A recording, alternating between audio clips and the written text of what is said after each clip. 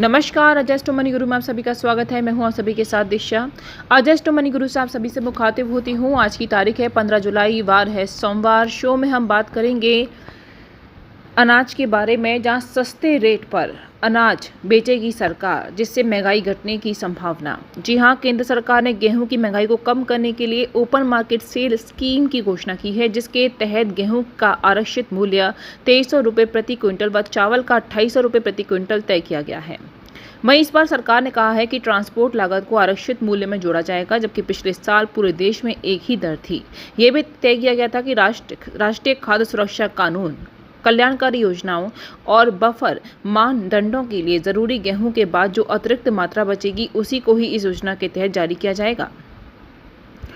वहीं rural floor millers लगातार इस योजना के जरिए सरकार पर दबाव बना रहे थे और वो इसमें कामयाब हुए हैं। उनकी ये मांग भी सरकार ने मान ली है कि गेहूं के रिजर्व प्राइस में माल ढुलाई को भी जोड़ा जाए। इससे उनके लिए गेहूं और सस्ता पड़ेगा। हालांकि देश भर में एक समान दर के चलते 2023-24 के दौरान OMSS के तहत 100 लाख टन गेहूं की रिकॉर्ड बिक्री हुई है।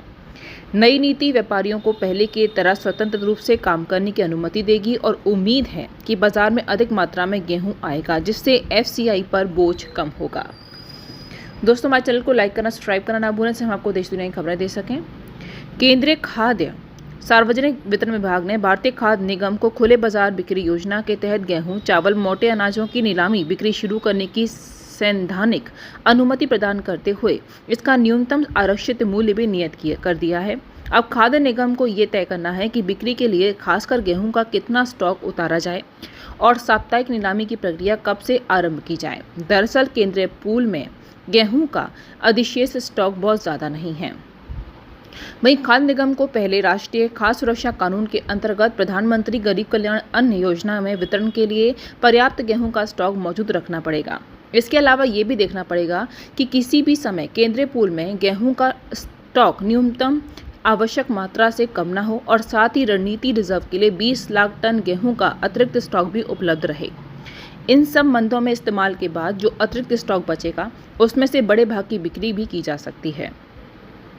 अगस्त 2024 से प्रभावी होगा ये रूल और 31 मार्च 2025 तक वैध रहेगा।